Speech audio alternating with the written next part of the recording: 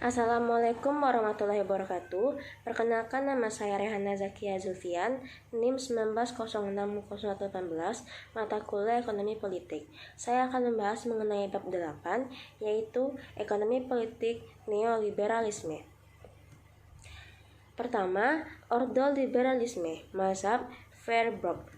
Pada tahun 1928 sampai 1929, kelompok ahli diantaranya William Röpke, Walter Eucken, Franz Bollhem, Alexander Rustov, Alfred Mutel-Amrach, dan lain-lain yang tergabung dalam mazhab Feyerabend mengembangkan gagasan ekonomi politik yang beraliran liberal. Gagasan mereka disebarkan melalui sebuah jurnal yang berjudul Ordo Jahrbuch for the Ordnung von Wissenschaft und Gesellschaft. Karena nama jurnal tersebut, gagasan mereka lebih populer disebut dengan Ordo Liberal. Sebutan lain dari aliran pemikiran Ordo Liberal ini adalah neoliberal. Tetapi dalam hal ini harus dicatat bahwa neoliberal yang dikembangkan oleh kelompok Ordo Liberal ini tidak sama dengan mazhab neoliberal yang kita kenal seperti sekarang ini. Pemberian embel-embel neo bagi pemikiran kelompok Ordo Liberal ini hanya untuk membedakan dengan pandangan liberal klasik pada abad ke-18 dan ke-19. Perbedaan yang mendasar dari pemikiran Ordo Liberal sesuai dengan mazhab Feyerabend yang dibandingkan dengan pandangan liberal klasik dan neoklasik ialah bahwa pandangan Ordo Liberal sudah mengakomodasi kritik yang dilancarkan pakar-pakar sosialis Marxis terhadap liberalisme klasik.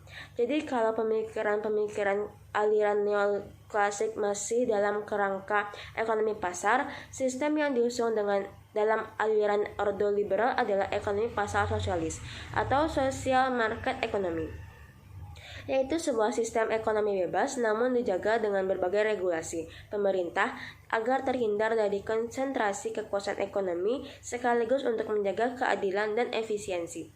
Sebagai sebuah sistem ekonomi pasar sosialis sudah berusaha memerangi kekuasaan sektor publik maupun privat atas pasar sekaligus memerangi pasar bebas tanpa aturan maupun kecenderungan perencanaan yang bersifat otoriter. Para pakar yang menggagas Ordo Liberal tidak percaya bahwa pasar dan persaingan atau kompetisi sebagai suatu yang alami dan berjalan menurut hukum universal. Bagi mereka, pasar hanya merupakan salah satu dari berbagai model hubungan sosial yang merupakan hasil bentukan manusia.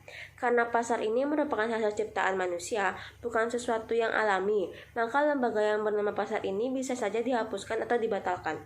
Para ahli Ordo Liberal percaya bahwa kinerja pasar memerlukan tindakan politik.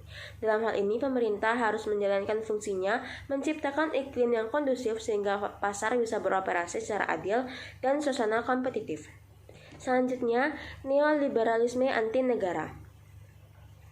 Neoliberalisme yang akan dibicarakan lebih lanjut dalam sebuah isme dengan misi khusus yaitu mengurangi campur tangan negara dalam ekonomi untuk digantikan dengan pasar. Artinya sesuai dengan paham neoliberalisme, pasar dijadikan sebagai satu-satunya cara atau sistem untuk mengatur perekonomian dan sekaligus satu-satunya tolak ukur untuk menilai keberhasilan semua kebijakan pemerintah. Sebagai implikasinya, dalam ajaran aliran neoliberalisme, masyarakat dan negara hanyalah instrumen yang diperlukan untuk menjamin terjadinya proses akumulasi kekayaan oleh anggota-anggota partikular dalam masyarakat. Dengan demikian, sesuai dengan ajaran neoliberalisme yang anti negara ini, para negara harus surut digantikan oleh individu-individu swasta. Di sini pasar, deregulasi, debirokratisasi, privatisasi, dan pengurangan program-program kesejahteraan dan subsidi dijadikan sebagai mantra untuk mengatasi berbagai masalah-masalah ekonomi dan sosial sekaligus untuk mengejar pertumbuhan dan meningkatkan kesejahteraan masyarakat. Pada intinya mereka menginginkan pemerintah menyingkirkan dari segala urusan ekonomi dan menyerahkan urusan tersebut pada pasar. Selanjutnya, tokoh-tokoh neoliberalisme. Tokoh-tokoh yang termasuk kelompok neoliberalisme yang sangat mengganggu pasar ini cukup banyak. Di antara yang paling dikenal dengan F.A. Hayek, Milton Friedman, Gary S. Barker, dan George Siegler. Sebagai tambahan informasi, kebanyakan dari pendukung neoliberalisme anti negara ini adalah orang-orang Yahudi yang berlatar belakang pendidikan ekonomi di University of Chicago. Dari beberapa tokoh yang disebut di atas, F.A. Hayek tahun 1900 hingga 1992 dapat dikatakan sebagai motor aliran neoliberalisme. Hayek lahir di Vienna, Austria tahun 1900. Pada usianya yang ke-27, menjadi Direktur Austrian Institute of Economic Research dari tahun 1927 hingga 1931. Ia menjadi pengajar di London tahun 1931 hingga 1950. Kemudian pindah ke Chicago hingga tahun 1962.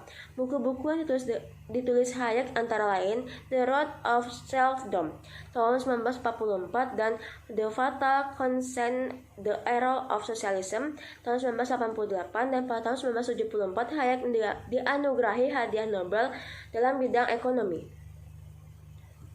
Sejarah terbentuknya para pendukung neoliberalisme ini dimulai ketika tahun 1947 Hayek mengundang beberapa pakar dari Amerika Utara dan Eropa untuk menghadiri sebuah konferensi Montparnasse di Swiss. Pakar-pakar ini berlatar belakang keahlian tersebut, diantaranya Milton Friedman, George Sinclair, dan Karl Popper, dan lain-lain. Dari hasil konferensi terbentuk kelompok dinamakan dengan Montparnasse Society. Agar mengikuti perkembangan yang terjadi, mereka mengadakan pertemuan rutin setiap 2 tahun. Pengaruh pemikiran kelompok MPS ini sangat besar, masih setelah dirasakan pada milenium ketiga saat ini. Selain itu, tokoh neoliberalisme lain tidak kalah tersohor dibanding dengan F.A. Hayek, yaitu Milton Friedman. Walau pakar-pakar ekonomi mengategorikan sebagai pendiri aliran monetaris, pakar-pakar ekonomi politik lebih cenderung memasukkan Friedman ke dalam aliran neoliberalisme. Bagi Friedman, intensif individu adalah sebagai pedoman dan motor terbaik untuk menggerakkan perekonomian. Dalam Capitalism and Freedom, Friedman mengatakan ada satu dan hanya satu tanggung jawab sosial perusahaan atau bisnis, yaitu menggunakan seluruh sumber daya yang dimiliki untuk mengumpulkan laba sebanyak-banyaknya. Selanjutnya, gerakan anti negara. Kubu neoliberalisme menentang campur tangan pemerintah yang terlalu jauh dalam ekonomi, seperti yang dianjurkan oleh Keynes, apalagi seperti yang dipraktikkan di negara-negara sosial komunis. Dalam pandangan mereka, campur tangan pemerintah yang terlalu dalam justru akan mematikan kreativitas individu. Pemasungan kreativitas manusia ini perlu dicegah, sebab menimbulkan dampak negatif bagi perekonomian dan kesejahteraan masyarakat secara keseluruhan. Bagi pendukung neoliberalisme, pertumbuhan ekonomi akan optimal jikalau lintas barang dan jasa modal tidak dikontrol oleh aturan atau regulasi apapun. Kubu neoliberal seperti halnya ordo liberal menentang campur tangan pemerintah yang terlalu jauh dalam bidang ekonomi, sebab hal ini akan mengancam hak-hak individu. Perbedaan kalau ordo liberal melihat transaksi hanya sebagai salah satu dari sekian bentuk relasi sosial, kubu neoliberal mencoba untuk menerapkan prinsip transaksi ekonomi pada semua bidang hubungan sosial. Landasan utama aliran neoliberalisme adalah bahwa hubungan antar pribadi dan sosial harus dipahami sesuai dengan konsep dan tolak ukur ekonomi. Sebab demikian, pakar neoliberal mengemukakan argumentasi manusia memang sudah ditakdirkan sebagai makhluk yang serakah. Selanjutnya, perkembangan spirit kapitalisme. Dilihat dari perjalanan sejarah, spirit kapitalisme dimulai pada abad pencahar di Eropa pada abad ke-18. Abad pencahar atau Renaissance ditandai oleh tumbuh dan berkembangnya masyarakat industrial di Eropa, terutama di Inggris, yang didorong oleh berbagai penemuan atau inovasi baru, seperti penemuan alat atau mesin pemintalan, mesin uap, inovasi lainnya. Sebagai dampak dari ditemukannya berbagai macam inovasi tersebut, teknologi berproduksi semakin maju. Kemajuan dari dalam berbagai bidang teknologi menyebabkan produktivitas naik dan ongkos produksi turun. Perpaduan kedua faktor tersebut mengakibatkan terjadinya peningkatan produksi yang pada gilirannya mendorong permintaan terhadap berbagai macam jenis barang dan jasa. Rendahnya biaya transportasi dan komunikasi juga telah ikut mendorong perdagangan antar negara. Selanjutnya, akumulasi modal, penemuan wilayah baru, dan pencarian bahan baku dan pasar produk industri juga ikut mendorong ekspansi tatanan modern industrial yang berpusat di Eropa. Selanjutnya, pengaruh Thatcher dan Reagan. Semangat kapitalisme dan kejayaan neoliberalisme mencapai puncaknya pada era pemerintahan Margaret Thatcher di Inggris dan Ronald Reagan di Amerika Serikat. Thatcher dan Reagan sama-sama menginginkan agar peran negara dikembalikan kepada fungsi dasarnya. Dua lembaga yang sangat mewarnai kebijakan Thatcher yaitu The Institute of Economic Affairs yang lebih banyak terkonsentrasi pada persoalan ekonomi dan Center of Policy Studies yang dapat dikatakan menjadi pusat ide atau gagasan sosial Partai Konservatif di Inggris. Sesuai dengan sasaran kedua lembaga tersebut, Thatcher kebijakan kesejahteraan untuk rakyat yang dilakukan selama ini dikecam. Kekuasaan dan campur tangan pemerintah banyak dikurangin. Campur tangan negara dituduh sebagai biang keladi merosotnya pertumbuhan ekonomi, inflasi, dan defisit anggaran belanja. Hal yang sama dilakukan oleh rekan sejawatnya Ronald Reagan di Amerika Serikat. Walaupun di Amerika Serikat pemerintahan nasional terlibat dalam urusan domestik sejak era New Deal yang digagas oleh Roosevelt oleh Reagan, kebijakan New Deal tersebut diganti dengan No Federalism dan hal-hal yang bisa diselenggarakan oleh swasta diserahkan pada swasta melalui kebijakan privatisasi sejumlah fungsi negara dikontrakkan kepada swasta. Baik Reagan maupun Thatcher percaya bahwa industri layanan publik akan lebih efisien jika dialihkan ke sektor swasta. Untuk itu, Reagan melonggarkan pembatasan antara bidang transportasi kereta api, penyiaran, industri minyak, dan gas alam. Akan tetapi, tentang keberhasilan kebijakan privatisasi tidak ada yang paling baik dan paling drastis yang dilakukan oleh Thatcher dan Reagan. Privatisasi tidak ada di Inggris. Menurut John Gray dalam Falls Down, The Delusion of Global Capitalism tahun 1998, pada tahun 1979 pemerintah Inggris menguasai sebagian besar dari keseluruhan bisnis batu bara, baja, gas, listrik, air, rel, kereta api, penerbangan, telekomunikasi, tenaga nuklir, dan pembuatan kapal, serta mempunyai saham yang cukup besar dalam bisnis minyak, perbankan, perkapalan, dan kargo darat. Pada tahun 1997, hampir semuanya telah berada di tangan pengusaha di swasta. Selanjutnya, pengurangan tanggung jawab sosial pemerintah. Sebagai konsekuensi dari perubahan kebijakan yang dilancarkan oleh Thatcher dan Reagan, negara tidak lagi bertanggung jawab untuk membantu orang-orang tidak produktif. Peran negara dibatasi hanya untuk menciptakan sebuah kerangka di mana setiap orang bisa bekerja dengan baik mengejar tujuan masing-masing. Sebagaimana diungkapkan oleh John Gray dalam Beyond the New Right. Peran negara adalah mengurangi kejahatan-kejahatan dalam diri manusia dan menyediakan sebuah kerangka di mana rakyat dan masyarakat dapat mengejar tujuan-tujuan mereka dan tidak untuk menjamin kesejahteraan umum. Yang melatar belakangi perubahan peran pemerintah tersebut ialah karena tahun 70-an dan 80-an negara-negara industri maju seperti Amerika Serikat dan Inggris menghadapi resesi. Selain disebabkan oleh politik embargo minyak yang dilancarkan oleh negara-negara penghasil minyak yang tergabung dalam OPEC, terlalu tingginya anggaran untuk program kesejahteraan yang dianggap sebagai salah satu penyebab krisis ekonomi yang terjadi pada tahun 80-an tersebut. Pada saat perekonomian ditimpa krisis lumrah jika tahun 70-an dan 80-an banyak orang yang menganggur. Selama ini pemerintah memberikan bermacam-macam kemudahan dan uluran tangan bagi mereka yang tidak bekerja. Akan tetapi karena Thatcher memandang tindakan pemerintah mengeluarkan berbagai program kesejahteraan tersebut sebagai halnya tidak efisien. Yang terjadi kemudian, Thatcher justru melancarkan kebijakan pengurangan program-program kesejahteraan. Dalam hal ini perlu dijelaskan bahwa gagasan neoliberalisme tentang pengurangan campur tangan pemerintah tidaklah berarti menghapuskan semua kekuatan pemerintah. Tugas klasik pemerintah sebagai penjaga malam atau anjing penjaga tetap dipertahankan, bahkan ditambah dengan tugas lain yaitu mengembangkan teknik-teknik dalam mengontrol warga tanpa negara harus bertanggung jawab pada mereka. Selanjutnya, meluasnya pengaruh neoliberalisme. Paham neoliberalisme sangat mudah diterima di Inggris dan Amerika Serikat.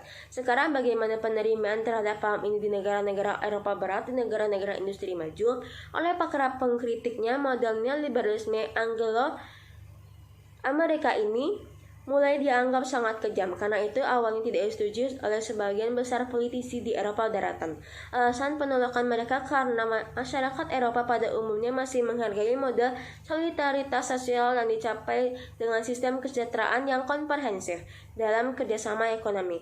Mereka juga mempunyai keyakinan bahwa perekonomian harus dikelola demi masyarakat umum, bukan demi individu-individu. Dalam pandangan mereka, kapitalisme pasar bebas yang menekan regulasi dan privatisasi serta pengurangan program-program kesejahteraan dianggap sebagai suatu hal yang berlebihan. Akhirnya, lama-kelamaan hampir semua negara Eropa yang selama ini dikenal dengan penganut negara kesejahteraan mulai terpengaruhi oleh ajaran neoliberalisme.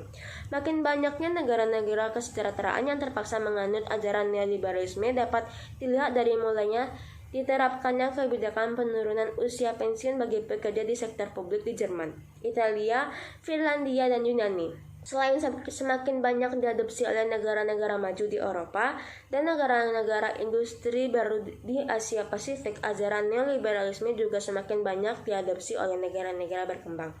Apalagi sejak kehancuran yang menimpa negara-negara sosialis atau komunis, semakin banyak negara-negara yang mengadopsi ideologi pasar bebas ini, tidak hanya oleh negara-negara Amerika Latin dan Afrika, bahkan juga di bekas-bekas negara sosialis komunis seperti Rusia, Cina, dan Vietnam.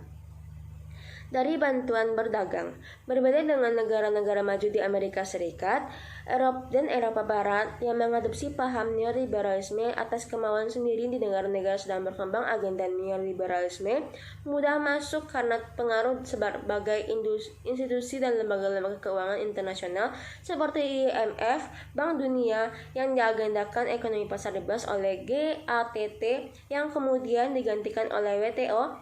Semua lembaga suprastruktur yang disebutkan di atas, IMF, Bank Dunia, dan WTO, sesuai dengan konsensus Washington yang bertanggung jawab mempromosikan dan menyebarluaskan penggunaan mekanisme pasar bebas di negara-negara anggota, apalagi negara-negara yang mendapat bantuan.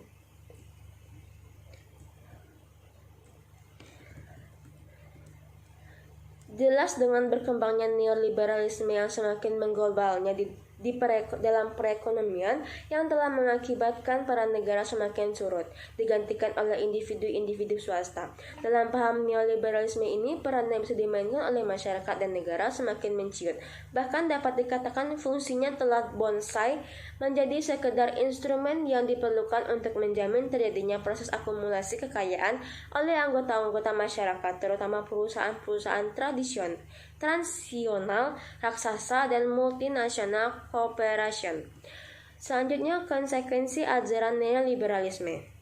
Misi khusus ajaran neoliberalisme adalah mengurangi campur tangan negara dalam ekonomi untuk kemudian digantikan oleh pasar, dan pasar dijadikan sebagai satu-satunya cara atau sistem untuk mengatur perekonomian sekaligus salah satu tolak ukur untuk menilai keberhasilan semua kebijakan pemerintah. Oleh sebab itu, bagi negara-negara yang mengadopsi ajaran neoliberalisme akan membawa konsekuensi sebagai berikut. Yang pertama, semakin berkurangnya peran pemerintah. Menurut pakar-pakar pendukung neoliberalisme seperti Jagdish Bergweit, Aneo, dan Cougar Bella Balas dan lainnya, semakin besar campur tangan pemerintah dalam perekonomian menyebabkan semakin lambatnya pertumbuhan ekonomi di negara-negara yang bersangkutan. Inilah yang mendorong mereka untuk mendesak negara-negara berkembang mengurangi campur tangan pemerintah dengan melaksanakan deregulasi dan debirokratisasi. Beberapa negara berkembang termasuk Indonesia adalah yang paling awal dan agresif dalam menerapkan ajaran neoliberalisme untuk melakukan deregulasi dan debirokratisasi. Menurut Jeffrey Awernius, pada tahun 1996 Indonesia langsung melancarkan deregulasi dan liberalisasi sesudah hancurnya masa keemasan minyak bumi tahun 1982. Deregulasi finansial dilakukan pada tahun 1983, pajak tahun 1984, rabat tarif bagi eksportir tahun 1985, dan perdagangan investasi tahun 1986 dan 87, 84, dan perbankan dan moneter tahun 1988. Kebijakan deregulasi disarankan oleh Bank Dunia dan IMF lebih banyak diterapkan dalam gerak modal dan uang, tidak dalam gerak buruh tenaga kerja. Dalam banyak kasus, negara-negara maju justru menuntut pemerintah di negara-negara berkembang untuk lebih ketat mengontrol buruh. Selanjutnya, privatisasi. Selain mendorong deregulasi dan debirokratisasi, neoliberalisme juga menganjurkan privatisasi bagi BUMN yang dimiliki di pemerintah. Di satu sisi, hal ini memang dapat meningkatkan efisiensi. Yang menjadi pertanyaan, kalau privatisasi dijalankan, apakah ada jaminan bahwa kepentingan umum tetap dan dapat dijalankan oleh perusahaan-perusahaan swasta? Privatisasi adalah sebuah konsep yang netral yang bisa mendatangkan kebaikan, bisa pula menimbulkan kerugian pada tahap awal. Privatisasi bisa memang meningkatkan efisiensi BUMN. Akan tetapi pada gilirannya privatisasi bisa membawa celaka kalau sudah berada di tangan swasta. Selanjutnya, semakin berkurangnya program-program sesuai. Selain menganjurkan deregulasi, debirokrasi, serta privatisasi, ajaran neoliberalisme juga menginginkan pemerintah mengurangi program-program kesejahteraan yang sering menimbulkan inefisiensi dan distorsi pasar. Dalam hal ini, pakar ekonomi politik neoliberalisme tidak sepenuhnya keliru mengkritik program-program kesejahteraan yang tidak efisien dan bisa menimbulkan ketergantungan yang menyebabkan orang malas berusaha memecahkan masalah sendiri. Sebab ketika menghadapi masalah yang akan selalu ada urun tangan pemerintah, ketergantungan akan membuat etos kerja melemah dan pada gilirannya membuat upaya memacu pertumbuhan ekonomi dan kesejahteraan masyarakat tidak memberikan hasil yang optimal. Sekian penjelasan saya mengenai bab 8, yaitu ekonomi politik neoliberalisme. Lebih dan kurang saya mohon maaf dan terima kasih. Assalamualaikum warahmatullahi wabarakatuh.